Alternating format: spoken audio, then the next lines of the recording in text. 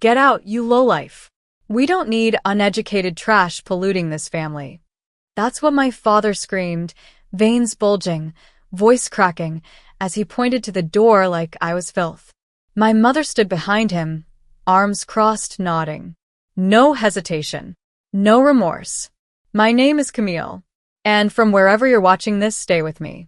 Has your own blood ever spat on your dreams, only to beg at the feet of the future they never believed you'd build? It was supposed to be a casual dinner, a rare visit back home just to check in, but it turned into a firing squad. I was sitting at the table, still in my jeans and sandals, trying to explain what I'd been working on. Tech ventures, real estate partnerships, startup equity plays. Not that they cared. You never finished college, my dad snapped. You still work on a laptop at cafes like a scam artist, Mom added. Then came the line that burned like acid. You're just pretending to be successful. You'll come crawling back like always. I looked at them, at their smug faces, at the living room I once helped remodel with my own bare hands, and I felt nothing, just clarity. I stood up, tucked my chair in, grabbed my purse and keys, and said one word. Okay. They laughed behind me as I walked out. But what they didn't know, that cafe scam artist had just closed a $7.8 million deal. That the uneducated trash held majority shares in a fintech startup valued at over $200 million. That I wasn't leaving in shame. I was leaving in silence, to my beachfront Florida estate, where the ocean listens better than family ever did. 3 weeks later, they called. Not to apologize, but because the bank froze their accounts, because their house was on the brink of foreclosure, because their golden retirement plan turned out to be a Ponzi scheme. And suddenly the trash they kicked out smelled a whole lot like salvation. But I don't open the door just because someone's knocking, especially when the last time they saw me, they slammed it in my face. The first missed call came on a Thursday. Blocked number. Straight to voicemail. Then another. And another. By Sunday, I had 16 missed calls. All from my mother. The same woman who called me. A mistake that never learned her place. Now leaving voicemails that started with, "Camille, sweetie, we need to talk." And ended with, "Please. Just call us back. It's urgent." I didn't. I was too busy watching the sun rise from the balcony of my Florida beach house, sipping coffee brewed by my personal chef. Too busy reviewing the third offer from a major venture capital firm begging to buy into my latest platform. Funny how quiet life gets when you cut off the noise of people who only cheered when you were small. But then they showed up, unannounced. I was on my way back from yoga when the security desk called. "Ma'am, there's an older couple downstairs. They say they're your parents." I paused, then smiled. "Tell them I'm not available. And please let them know this building doesn't allow unapproved guests." 10 minutes later, I watched the security footage. There was my dad, pacing. My mom wiping tears she hadn't earned. Both of them looking around like they suddenly realized how far down the ladder they'd thrown me. They didn't recognize the world I'd built, because they never thought I was capable of building anything at all. Back when I dropped out of college, they held a family meeting without me. Decided I was wasting my life. Told relatives I was working for some scam website living off breadcrumbs. What I was actually doing? Designing a financial algorithm that now powers one of the fastest-growing credit unions in the Southeast. My team calls me the quiet billionaire in sneakers. I just prefer free. Free from expectations. Free from shame. Free from begging people who never saw my value to suddenly respect it. Later that evening, my dad sent a final text. "We're struggling. We need your help. Just a small loan until things get better." I read it once, then twice, and replied with just 3 words. I thought I was trash. Delivered. Read. No reply. Because when someone tosses you out like garbage, they don't get to knock on your mansion door 3 weeks later, asking to borrow gold. The silence after my message lasted 3 full days. No texts. No calls. No voicemails begging for forgiveness. Just silence, the kind that creeps in when people finally see the reflection they've spent a lifetime avoiding. But I wasn't waiting for them to respond. I was too busy closing a new round of funding with 2 Silicon Valley partners and a private equity firm in Dubai. Too busy reviewing blueprints for my second property in Miami. Too busy living the life they said I'd never earn without a degree or their approval. Then on the 4th day, my sister called. We hadn't spoken in over a year, not since she mocked me at Thanksgiving dinner for chasing internet money while holding a glass of wine I paid for. "Camille," she said, voice softer than I'd ever heard it. "They're not okay. Dad's had 2 panic attacks. Mom hasn't been eating. I think they realized they went too far." I didn't say anything. She continued, "Look, I'm not asking you to forget. Just help them stay afloat. They're scared." I finally spoke. "Do you remember what Mom called me? What Dad yelled in my face?" There was a long pause. She whispered, "Yes." "Then let me ask you this," I said, my voice calm. "If they had never fallen, would they have ever reached out?" She didn't answer, because we both knew the truth. They didn't miss me. They missed the idea of me. The one who never said no. The one who quietly paid their bills. The one who showed up with flowers after being told she was unworthy. But that girl? She's gone. And in her place stands a woman who wears peace like a crown, who doesn't explain success to people who can't spell respect. Later that night, I drafted an email. Professional. Clear. Final. To Mom and Dad. "I'm sorry for your situation. Truly. But this is the life you told me I didn't deserve. The same life you ridiculed me for building. I will not fund comfort for people who chose cruelty when kindness cost them nothing. I wish you healing. But from a distance. Camille." I didn't cry. I didn't flinch. I simply hit send. Because closure doesn't always come from apologies. Sometimes it comes from choosing not to go back, even when the door is wide open. By the following weekend, the media caught wind of it. Not the drama, the empire. An article dropped in a major business magazine. From college dropout to fintech queen, Camille R. built a $45 million fortune from scratch. There was a photo.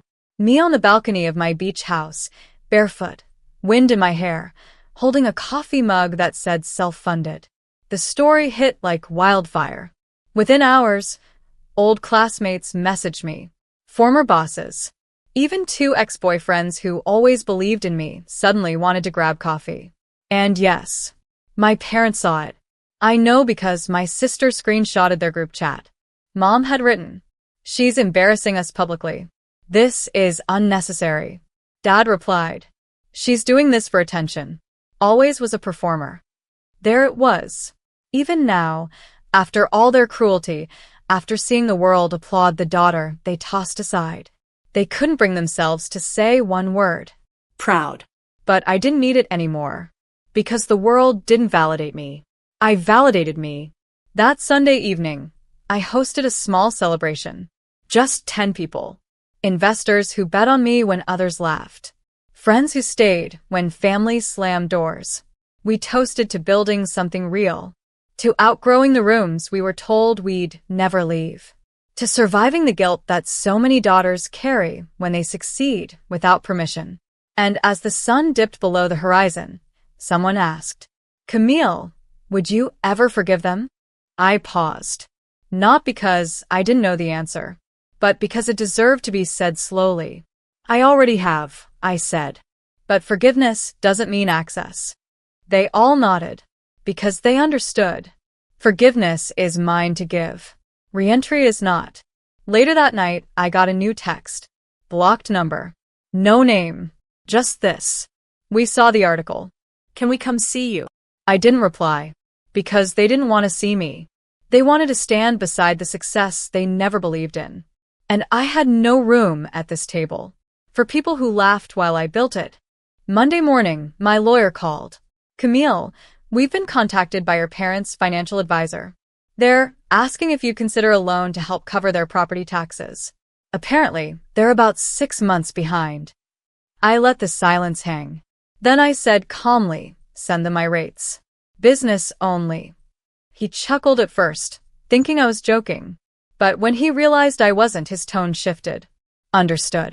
Because this was no longer a family matter. This was business. And they taught me long ago, the hard way, that when you're not respected as a daughter, don't offer love like one. I wasn't cold. I was clear. The same clarity they had when they called me uneducated trash. The same clarity Dad had when he pointed to the door and said, "Get out." Now the door was locked, the doormat gone, and the threshold guarded by the value they never saw in me. That week, they tried a different angle.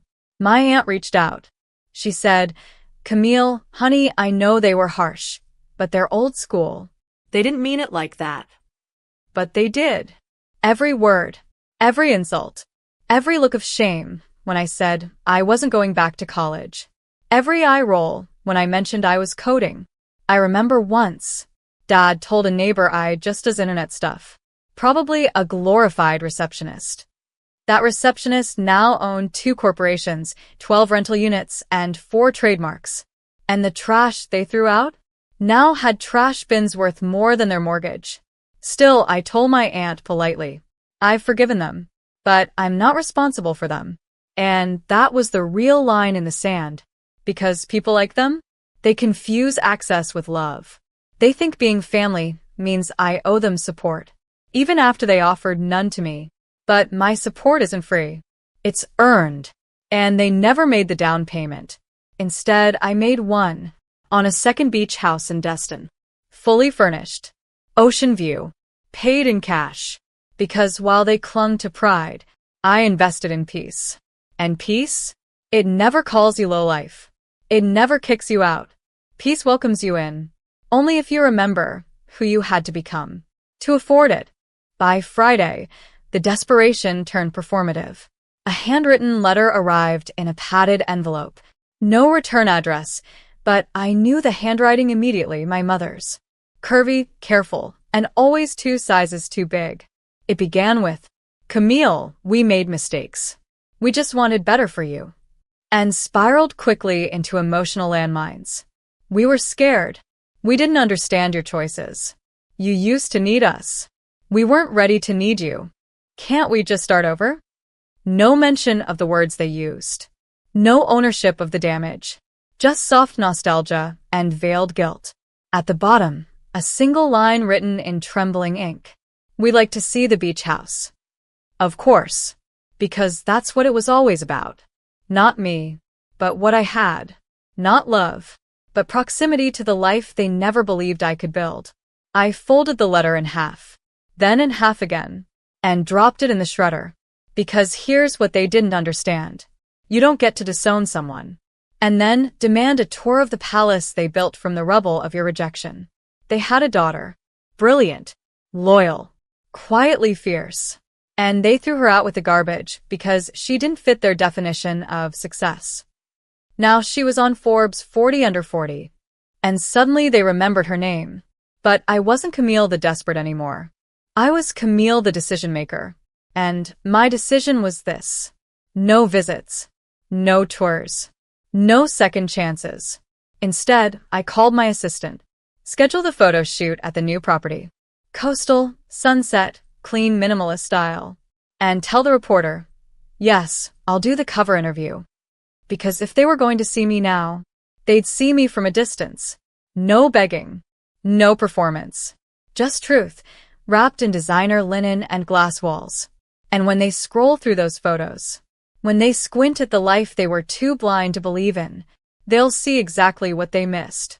Not just the money, not just the views, but the daughter who could have carried them all, if only they'd held her with something other than contempt. The magazine hit stands on a Tuesday. Front cover. Full page. A clean shot of me standing barefoot on the marble deck of my Florida beach house, wind in my hair, smile quiet but unshakable. Headline. She was told she'd never make it. Now she doesn't answer unknown calls. Inside, a 6-page spread. The real story. The rejection. The rebuilding. The empire. They didn't sensationalize it. They didn't turn it into a sob story. They let the facts speak, loud and clear. Daughter disowned for chasing an unconventional path. now CEO of a multi-million-dollar portfolio. No degree, no apology, just results. And within 48 hours, my parents' entire social circle had read it. Their friends, their church, their former coworkers. I know because my cousin forwarded a text from my dad. I'm sick of people asking about her like she's some kind of hero. She betrayed us. No, Dad. I didn't betray you. You abandoned me, and I survived anyway. That's not betrayal. That's becoming. By Friday, I got another letter. No dramatic wording this time. Just this. We see now that we were wrong. If there's ever a place for us in your life again, we'd be grateful. Mom and Dad. I sat with it for hours. There was a time I would have crumbled, would have rushed to call, to fix it, to finally be chosen. But that version of me? She doesn't live here anymore.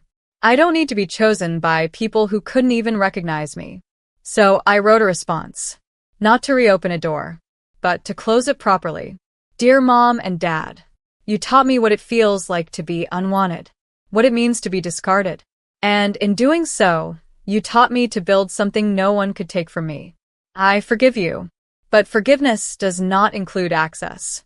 You will not be part of this chapter, because you tore out every page that could have included you. I wish you healing. I truly do. But from the distance you created. Camille. No signature. No warmth. Just closure, clean, earned, and absolute. Because some families are assigned. But the real ones? You build them. From respect. From truth. From people who clap when you rise, even if they had to watch you do it without them. It's been 6 months now. 6 months since they called me trash. 6 months since I walked out of that house with nothing but a purse, a quiet okay, and a spine they didn't think I had. And in those 6 months, I've opened 2 new companies, invested in 5 women-led startups, built a scholarship fund for girls like me, brilliant, overlooked, and uninvited to the table. And most days I wake up to waves. To peace. To space, the kind they tried to shrink me out of. The requests have stopped. No more letters. No more voicemails. Just silence. And that silence? It doesn't ache anymore. It sings. Because I stopped chasing their version of love the day I realized it was conditional. As long as I obeyed. As long as I stayed small. As long as I never outgrew the story they wrote for me. But I outgrew it. I rewrote it. And now I don't need their seats at the table. I've built my own hall. With high ceilings, wide windows, and room only for those who saw me before the glow-up. People ask sometimes if I regret cutting them off. If I ever feel lonely. Here's what I say. Loneliness is living in a house where your voice doesn't matter. Peace is waking up in your own home, built with your own hands, where every corner whispers, you did this. So no, I don't regret leaving. They kicked me out thinking they were breaking me. What they didn't know. They were setting me free. And if they ever drive by this house, this quiet palace of soft light and louder legacy, they'll know that the daughter they once dismissed as a failure turned out to be the architect of everything they needed and everything they'll never have again.